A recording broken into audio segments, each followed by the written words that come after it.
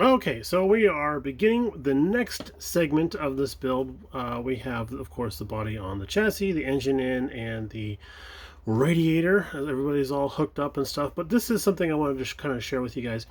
I'm using my spray gunner, no name, cordless airbrush to do some touch-ups on this guy here. Now, you might be able to hear it, I'm not sure, but I have a fan running in the background that's helping move some air around the room here because, you know, Arizona and all that. But also, we're going to do something that I've been starting to do a little bit more recently now. But I just use this guy here at the bench, and I don't even have a color cup on it. I just have a little bit of color in the gun itself. And I think I'm in the wrong setting here to be showing this clearly, but yeah, there's just a little bit of color in the cup there itself.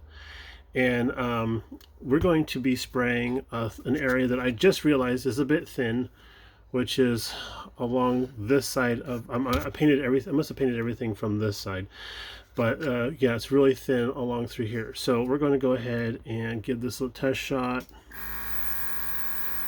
Okay, cool. So we're just going to... Oh yeah, that's going on there. Lickety splat. Hopefully it's not too loud because I'm holding this like right next to the camera. And I'm going to rotate. There we go. And then... I have to do so much rotational stuff when painting this type of thing. I'm sorry if I'm not on camera. But I was just thinking about, wouldn't it be funny if dentists had to do this when they're working in your mouth? All right, so let's take a look here and move that out of the way so we don't bump it. Bump it! Hey, yeah, that looks good. All right, cool. I'm going to get underneath this side over here. That's a little thin also. And apologize if this isn't 100% on camera, but I mean, man, it's just that easy with this little guy here. I got this about a year ago, and I friggin' love it. Okay, so let's see. Is there any place I'm gonna hit right through there? Actually, what I'm gonna do is raise the camera up a little bit. Oops.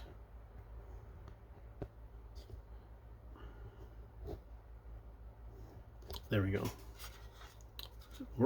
We're very professional here.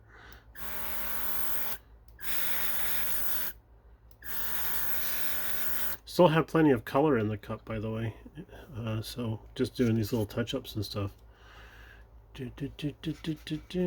That's looking good.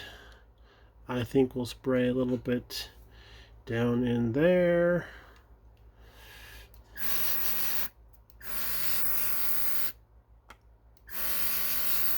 I'm sorry, I'm not watching this on camera. I'm actually watching this live and in person right now. All right. Move some light over. Okay. Oh, very good. Very, very good. Okay, cool. Yeah, that's awesome.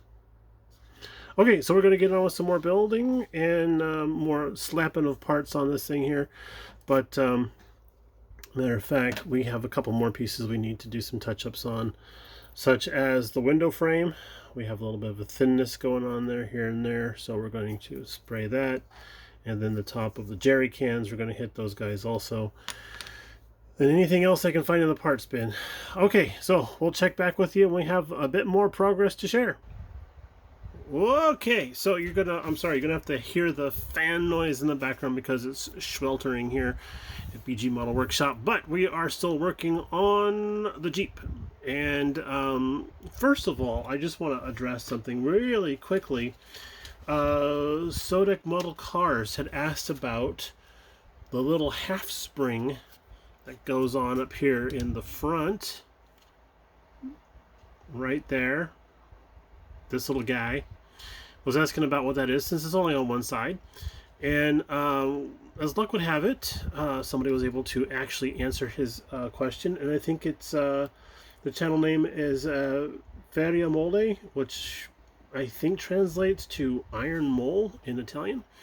But he actually commented and said that what this actually is I'm going to read this off screen here. Let's see here. It's a torque reaction spring installed from the mid-1942 onwards, both on MB and Ford cars, and the previous by an upgrade kit. So there was a retrofit that they had installed on previous 1942 Jeeps. So that's kind of interesting. And then apparently it was to help reduce axle ramp from when it was in four-wheel drive. So if you're a drag racer, I think you probably know what axle ramp is. But yeah, that's interesting. I did not realize that these guys would have that issue, and this was the fix for it. So how cool is that? The Takom actually put that on there. I think that's pretty cool. So thanks, guys, for asking that question, and then also Feriamole for answering that. That was pretty nice of you guys. So cool. All right. So the rest of this deal here, we have our air cleaner on, the air intake in, and then we have our spark plugs in. And we painted those rubber black. I thought that would look really good. And I had placed the spark plugs in place, and then I realized, oh man, those aren't sitting quite right. And of course I put glue on them and stuck them in there. Then I realized, oh, I should probably drill those out a little bit. So I did on the last one, which is spark plug number 1 right here, and it sits a lot better. But we will not be putting plug wires on this particular build because we want this to be representational of what actually comes in the box other than paint and weathering. So there we have it. Something else we did add today was the battery. The battery actually builds up out of 6 pieces. There's a bottom, a top, a front side, a back side, left side, and a right side. So that's kind of cool. And then also there is this separately molded battery plate that this attaches to, and then the battery plate has very positive mounting place here on the frame. So it's really cool that this doesn't just get stuck to the inside fender. I think it's really slick that this can be positioned, on its own. And I have seen pictures of stripped down Jeep chassis where it's just an engine, radiator, and a battery, and a fuel cell, of course. And then like it's being used as a donkey engine where off the back axle is being run some sort of belt-driven system for, water pumps or something like that in the fields and in the jungles and stuff. So, I mean, this thing is lending itself to so many different types of diorama ideas, especially... Let's pull back here. Especially if you wanted to do some sort of motor pool diorama where you had somebody changing the spark plugs, since those are molded separately. Coming up with a 1/16 military figure, I'm not sure how easy that is. However, we do live in the day and age when you can just download a file to a 3D printer and have something come out in a few hours that's exactly what you needed. And there are guys out there that if you find the file, you hit them up and you give them a couple of bucks for their time and effort, and they'll hook you up with the printed figure that you need. So that's kind of an interesting idea, but it's definitely something I would pursue because that would just be so cool to have this dude just sitting in the motor pool with one fender off, the hood open, and then somebody with a couple of sockets and wrenches just changing spark plugs on this thing. I think that would be a killer motor pool diorama, so that would be really slick. So we're going to set him aside because we're going to talk about wheels and tires. Let's go back in here again. Zip. There we go. That's what that sounds like. So some guys don't like using primer when they paint things. I happen to know somebody who didn't use primer on this wheel when they painted it. Not naming any names, Luca, but I didn't realize he didn't use primer on there, so I put some wash material on there, and I went after it with a Q-tip to get all the wash material back off, and I ended up scraping off paint all around. So, well, I guess we're just gonna have to hit that with some metallic color to make it look a little more authentic, because hey, it's a Jeep, it's going to get scraped up, so no big deal there. Now what we're doing is, since these are hard plastic tires, this one has not been done yet, but I am going over and doing a gray wash on the wheels, so that, let's see here, this one's a little better contrast. There we go. So yeah, so this one has a gray wash around the actual tire surface, and this one does not. So yeah, I like that. I like that a lot better. It's a little bit more weathered, a little bit more used looking. And I know this is actually the front wheel because of the hub, but we're going to put it on the back side here, and I'm just looking at how the tire looks. I think that looks pretty cool. That looks all right. I think that's going to be slick. So there we go. We'll probably do a wash on the inside also, so that we can, keep everything nice and uniform, and carry on from there. So that's where we're at right now. We're going to get these things detailed up a little bit, and then we're going to actually put them back on the Jeep. I'm going to take care of that. That doesn't look great. But I'm going to put this back on the Jeep because we're a little bit worried about having to manhandle that if we need to in order to put these back on there. I don't want to be snapping off any parts that we have on there. All right, so we'll check back in when we have more progress. Okay, so it's Sunday morning. We have less than 7 days to get this guy done for the Vegas show, because we're going to leave on Friday, and math, calendars and math and all that stuff. So finally, we were able to get the fenders, both sides, and the front grille, as opposed to the back grille, glued in place. Now we just glued them up, and we had to do a little bit of creative taping here in order to get everything to stay exactly as I want them to be. There are positive locations for both fenders to match up and fit onto the chassis. They don't really touch the body very much at all, hardly at all, if at all. They don't touch the body at all, but they do touch the front grille. So I'm going to drill in here a little bit so maybe we can see. And we'll gently pick up the Jeep, gently, and you can see that the headlight clips, or mounting brackets, whatever, it's an odd looking bracket, right? Well, it turns out that on the real Jeep, those things are, you can loosen up the bolts and stuff and swivel them around and actually point them into the engine bay, so you can use them as a light for working on the engine if you're out in the field somewhere. But they have these little locator pin marks here and all that jazz. So when I was trying to get everything lined up, I was doing a lot of mock-ups and stuff on the front end. So we had the fenders taped in place, and we had the radiator core support and the radiator itself all taped in place. And then we went in and then actually glued the headlight braces to the fenders. And we've got so close to the little mounting bracket areas there. Little detents for where those are supposed to match up. I'm extremely happy with how that came out because of all the different geometry that was going on there. It was a bit of a nightmare, but we got it. We got it. One last thing I want to point out real quick here is that there's this little hinge piece, this little piano hinge that glues right in here. Let's see if we can find that in the instructions.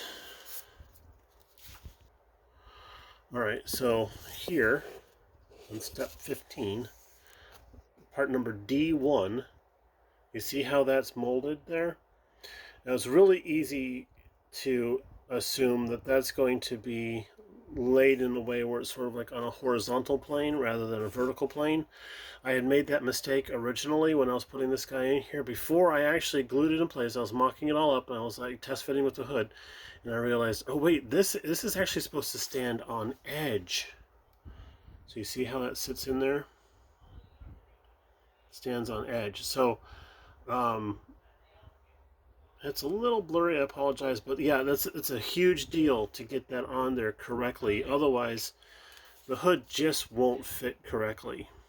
And we have a lot of tape on stuff right where I need to go. But if we extrapolate the fact that that's sitting a little bit askew because of the tape, everything's going to look just fine. That's going to look awesome. We did do some of this. What's this here? Oh, the Gundam marker EX, the chrome pen. We did that in the headlight buckets. And that's a little bit of a, it's not as bright as the Molotov stuff is, but this stuff cures so much faster than the Molotov does, so those look a lot better. I think those look a lot more realistic. We also did them behind the reflectors. both sides in the rear. I like that. I had a little trouble with my with my whatever the backup light or whatever that's supposed to be. A little trouble with that, and I'm not sure. I think the instructions are saying that we're supposed to put a little bit of red down there. Would you stop focusing on my hands? This stupid autofocus thing on these cameras. Where are you? This is what you're hired for. Come here. So I think we're supposed to put a little bit of silver or red or something down inside the little groove that's down there for the tail lights, because it does have the blackout masks on there. And then for this light up here in front, I never thought about this until right now, of course, but I think that's supposed to be a metallic color also. I'm not sure, but you know, it's the little things that are kind of holding us up here a little bit. We've got, let's see here, we've got the hood, spare tire, ammo can that actually attaches to the 50 cal. We've got the we're doing a little bit of detail painting on the jerry can that goes on the back of the Jeep. We have our tools all painted up. Those guys look really good.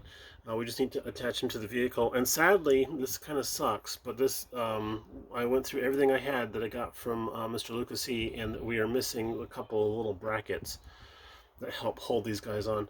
I don't know if the little brackets are supposed to be photo etch or not, but there are some photo etch buckles that attach everything. I don't have those. We have the piano wire cutter, and then just this little tin of itty bitties, steering wheel. We got a cover, fire extinguisher, and the little hooks and windshield wipers. And the windshield wipers, they are very fiddly. They are extremely fiddly. If I would figure the kit this size would have had windshield wipers that were a little more robust, but from the photographs that I have seen of this particular vehicle in real life, they are dainty little things to begin with. So, it is what it is. So that's where we're leaving off. We're going to let this guy go ahead and let the glue cure up on him, and keep taking a look at this tape. Make sure the tape's staying where it's supposed to. Maybe it's the humidity today. I don't know. But there we go. We'll check in with you when we have a little bit more progress. Oh, also thinking about painting the star on the hood there. So we'll have to mask that off and take care of that. We have some decals for the rest of the Jeep, but I just thought a star on the hood would look pretty cool. So we'll see where that goes. We'll see what path we follow on that one. All right, we'll check back when we have more to show. Okay, so this is going to close out this segment of the build. And if you hear any banging and crashing in the background, that's because we have some people working on the roof. So that's going to make for an interesting day here. Lord knows I'm not going to be falling asleep or anything. So we have every single part on the actual Jeep except for the gun and the extra jerry can and ammo case. I'm going to set those aside for right now. But everything is literally glued to this thing that we could get glued to it. And I decided we're going to display it with the hood up, because then we can get a better look of what's going on inside the engine bay, which is a huge draw for this type of kit, I think. Most military vehicles, we don't get to see an engine, because they're 1/35th scale or smaller, and there's not much interior work sometimes. Sometimes you get a really special kit and you get an interior in there, but not always. So, what's going to happen now is, after a few things end up drying on this guy here and curing up, we're going to get to town on weathering it and we're not going to make it muddy. We're not going to make it beat to heck or anything like that. We're not going to have a field find or anything. We're just going to make this dude look like it's been driven back and forth between post to post, type of thing, delivering mail or whatever, So we're going to just kind of get onto that. A few pieces that we have on here, like the wire cutter up on front, was a little hard to see with the background, but the wire cutter and a few other pieces that are pretty large and easily knocked off the kit, we actually just glued on with the Canopy Glue, the 560 Canopy Glue, because should they be knocked off, we don't want to rip off the paint that the things are glued to. So that Canopy glue is forgiving. It's a little bit on the flexible side. If we had super glued these things on and we bonked them, they would just snap off. And then if we had cemented them on, the part itself would probably break some other place other than the connection. So just personal experience is what caused me to do it that way. But yeah, we're going to go ahead and close out this video, and I want to say thanks everybody for tuning in yet again and watching, and we'll talk to you all a little bit later on. The next one will be the final. Bye now.